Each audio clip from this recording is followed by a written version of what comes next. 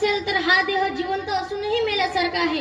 आणि देव म्हणेल तुला मनुष्य जन्म दिला पण तू स्वतःच्या स्वार्थाचा विचार केला, भजन केलं नाही. जन्मा येऊन तू काय केले, तू हा मुद्दल बुडविला. तुम्ही जर का दुसऱ्याच्या कामी येत नसाल तर हा देह जिवंत असूनही मेल्यासारखा आहे. बाबांनो, हा देह जिवंत असूनही मेल्यासारखा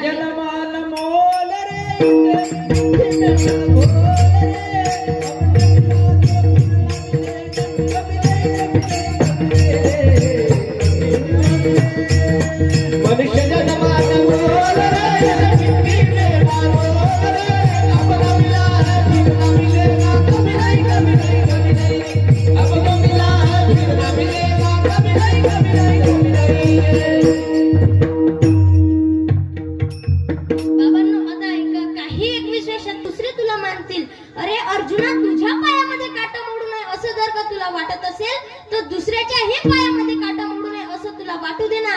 अरे तुझे कपडे खराब होऊ नये असं जर का तुला वाटत असेल तर दुसऱ्याचेही कपडे खराब होऊ नये असं तुला वाटू दे ना.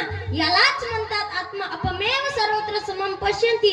योग हा सहज होईल, परमार्थ हा सहज होईल, पण दुसऱ्याचे चांगले कर्म करताना आपल्याला खूप त्रास होणार आहे, खूप त्रास होणार आहे. बाबांनो, आता मी एक गोष्ट सांगतो, ती लक्षपूर्वक ऐका.